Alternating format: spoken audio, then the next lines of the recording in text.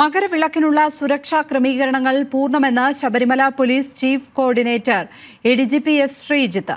5000-ഓളം സേനാ ഉദ്യോഗസ്ഥർ സുരക്ഷയൊരുക്കും. ജ്യോതി ദർശനം പൂർത്തിയാക്കി മടങ്ങുന്ന സമയം തീർത്ഥാടകർ സ്വയം സുരക്ഷ ഉറപ്പുവരുത്തണമെന്നും ADGP ന്യൂസ് മലയാളത്തോട് പറഞ്ഞു. ശബരിമലയിൽ മകരവിളക്കൊരുക്കങ്ങൾ അവസാന ഘട്ടത്തിലാണ്. നിലവിൽ ശബരിമലയിലെ police chief coordinator ADGP Sreejith നമ്മളോടൊപ്പം ചേരുകയാണ്. സാർ നമസ്കാരം, സ്വാമിശരണം.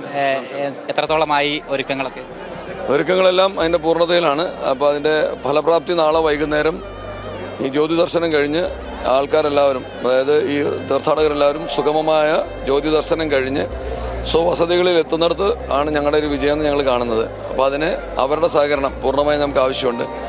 ഈ ജ്യോതി ദർശനം കഴിഞ്ഞ് പുറത്തേക്ക് പോകുന്ന ആൾക്കാർക്ക് നടപ്പന്തലോ ഈ ക്ഷേത്ര പരിസരമോ തൊടാതെ പോകാനായിട്ടുള്ള വഴികൾ നമ്മൾ ഒരുക്കിയിട്ടുണ്ട്. ആ നിർദ്ദേശങ്ങൾ കൃത്യമായി പാലിച്ചുകൊണ്ട് അവർ താഴെ പമ്പയിൽ ചെന്ന് അവിടെ 10-600-ഓളം KSRTC വാഹനങ്ങളും ഒക്കെ കാത്തു കിടപ്പുണ്ട്. അതിനകത്ത് കയറി എത്രയും പെട്ടെന്ന് ഈ സ്ഥലത്ത് ഒരു ക്രൗഡിങ് ഇല്ലാതെ പോകാനുള്ള അവസരമാണ് അവർ ഉണ്ടാക്കി തരേണ്ടത്. ഒരു 10ഓളം സ്ഥലങ്ങൾ സന്നിധാനത്തും പരിസരത്തുമായിട്ട് ജ്യോതി ദർശനത്തിന് വേണ്ടി വെച്ചിട്ടുണ്ട്. അവിടെ അല്ലാതെ വേറെ എവിടെയും അനിയന്ത്രിതമായി പോയി ജ്യോതി ദർശനത്തിന് ശ്രമിച്ചിട്ട് ഒരു അപകടം ഉണ്ടാകുന്ന സാഹചര്യം ഉണ്ടാക്കരുത്. തീർത്ഥാടകരുടെ ഒരു സഹകരണമാണ് ഇതിനകത്ത് ഏറ്റവും പ്രധാനം.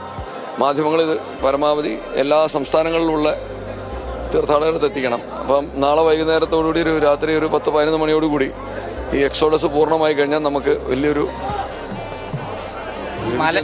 മലയിറങ്ങുന്ന ഒരു സമയമാണ് ഏറ്റവും നിർണായകം തോന്നില്ല സാർ. ഇത്രത്തോളം ആൾക്കാർ ഒരുമിച്ച് മലയിറങ്ങുന്ന ഒരു സാഹചര്യമുണ്ട്. അപ്പോൾ ആ സമയത്തെ ഒരു സുരക്ഷാ ക്രമീകരണങ്ങൾ എങ്ങനെയാണ്, ഏതൊക്കെ പാതയിലൂടെയാണ് ഇവരെ കടത്തിവിടുന്നത് എന്നുള്ളത്? ഞാൻ നേരത്തെ പറഞ്ഞല്ലോ, 2 പാതകൾ നമ്മൾ ക്രമീകരിച്ചിട്ടുണ്ട്. ഒന്ന് ബെയിലി പാലം വഴിയും ഒന്ന് പുറത്തുള്ള ഫ്ലൈ ഓവർ വഴിയും. ഈ 2 വഴിയും ആൾക്കാർ എത്രയും പെട്ടെന്ന് പോയി കഴിഞ്ഞാൽ പിന്നീട് ഇങ്ങോട്ട് തിരിച്ച് ദർശനത്തിനുള്ള ക്ഷേത്ര ദർശനത്തിന് ആരും വരാൻ പാടില്ല. അതാണ് നമ്മുടെ ആവശ്യം. ജ്യോതി ദർശനം കഴിഞ്ഞ് അവർ പോവുക. അപ്പോൾ ആ പോകുന്നത് പരമാവധി വേഗം, സ്പീഡെന്ന് പറഞ്ഞാൽ ഓടാനല്ല ഉദ്ദേശിക്കുന്നത്, ക്രമമായി നടന്നു പോകണം. തിരക്കുണ്ടാക്കേണ്ട കാര്യമില്ല.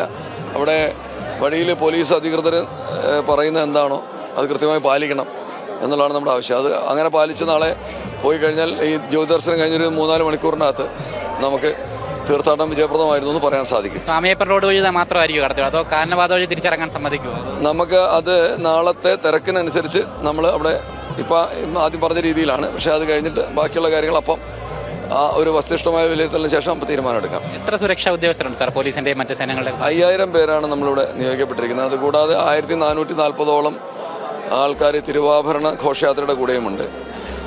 ഈ 5000 എന്ന് പറഞ്ഞതിനകത്ത് ഇടുക്കി, നിലയ്ക്കൽ, പമ്പ, എരുമേലി, സന്നിധാനം, ഇത്രയും സ്ഥലത്ത്, അതായത് നമ്മുടെ ഈ തീർത്ഥാടനത്തിന് വേണ്ടി മാത്രമായിട്ട് ഇത്രയും പോലീസ് ഉദ്യോഗസ്ഥരെ നിയോഗിച്ചിട്ടുണ്ട്. ശരി സാർ, താങ്ക് യു. അതുതന്നെയാണ്, വിപുലമായിട്ടുള്ള സുരക്ഷാ ക്രമീകരണങ്ങൾ തന്നെയാണ് നാളത്തെ ഒരു ദിവസത്തേക്ക് വേണ്ടിയിട്ട് പോലീസും അതോടൊപ്പം തന്നെ മറ്റ് വകുപ്പുകളും ഒക്കെ തന്നെ ചേർത്ത് ഇവിടെ സന്നിധാനത്ത് സജ്ജമാക്കിയിരിക്കുന്നതാണ് സന്നിധാനത്തിൻ്റെ പോലീസ് സുരക്ഷാ ചുമതലയുള്ള ADGP S. ശ്രീജിത്ത് വ്യക്തമാക്കിയിരിക്കുന്നത്.